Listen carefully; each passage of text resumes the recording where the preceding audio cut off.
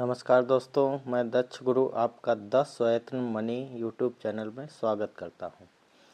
आज का हमारा टॉपिक है कि आज हम लोग सीखेंगे कि किसी भी इंडेक्स की एक दिन की चाल को कैसे पहचाना जाएगा कि कोई इंडेक्स एक दिन में कितना मूव कर सकता है, एक दिन में वो कितना मूव करेगा। ये जानने के लिए कैसे इसको जानेंगे, इसके लिए क्या करेंगे, क्या सेटिंग बनाएंगे, क्या स्ट्रेटजी, क्यों ये जानना चाहिए, ये आज हम इस बारे में जानेंगे।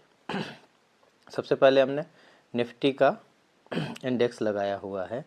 सबसे पहले हम लोग जानेंगे कि ये काम हम निफ्टी में कैसे कर सकते हैं कि एक दिन की निफ्टी की चाल क्या है।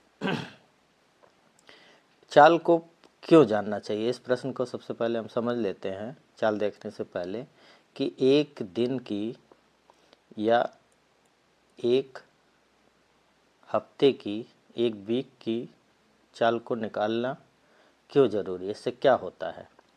देखिए, जब भी कोई ऑप्शन राइटर पोजिशनल अपनी पोजीशन बनाता है तो वो पोजीशन कभी चार्ट देके नहीं बनाता है, उसे चार्ट देखने की ज़रूरत नहीं होती है।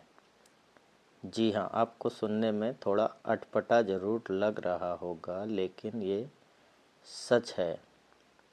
वो चार्ट देखकर अपनी पोजीशन नहीं बनाता, वो पोजीशन बनाता है केवल चाल का अनुमान लगा के कि एक दिन में कितनी चाल आएगी। उसी चाल के ओटीएम को वो राइट करता है हमेशा। हाँ, अगर कोई सिस्टम मिला है उसको, कोई ऐसा पैटर्न मिला है उसको जो कि आमतौर पे कम ही होता है, अगर कोई पैटर्न उसको मिला है, उसके आधार पर अगर वो अपनी पोजीशन बना रहा है तो उसमें चाल का इतना इम्पोर्टेंस नहीं है। उसमें एक निर्धारित स्टॉप लॉस होगा और एक निर्धारित एसएल होगा और एक निर्धारित एंट्री एग्जिट पॉइंट होगा, जिसे कहते हैं प्रॉफिट बुकिंग।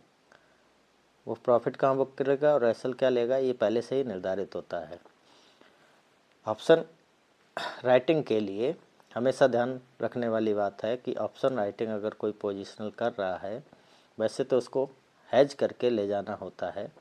हम लोग तमाम स्ट्रेटजी वगैरह देखते हैं जो हमें बनी बनाई और तमाम मिल जाती हैं। उसके अलावा हम आपको ऐसी स्ट्रेटजी बनाएंगे जिसके लिए ना आपको चार्ट देखने की ज़रूरत है, ना आपको कोई भी टेक्निक पता करने की ज़रूरत है।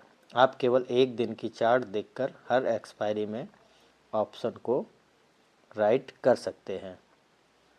एक दिन के चाल पता करिए और उसके बाद उसी ओटीएम को राइट करिए। कैसे करना है इसका मैं सेपरेट वीडियो बनाऊंगा। आप पहले ये समझ लीजिए कि हम एक दिन की चाल का कैसे कैलकुलेशन करेंगे। सबसे पहले मैं इसको डिलीट कर देता हूँ। अब देखिए, ये निफ्टी 50 का हमारा चार्ट लगा है। इस डूडल को ले लेता हूँ। निफ्टी 50 का हमारा चार्ट लगा है, इसमें ये कैंडल बनी हुई हैं। इस कैंडल को, ये कैंडल जापानी कैंडल स्टिक है, इन कैंडल्स को हटा के हमें इसकी जगह रेनको चार्ट को प्लॉट कर देना है। ये देखिए रेनको चार्ट दिख रहा है, ये हमने इसमें रेनको चार्ट प्लॉट कर दिया है। अब हमें फिर से इन्हीं कैंडल स्टिक्स में जाके रेनको चार्ट की सेटिंग में जाना है।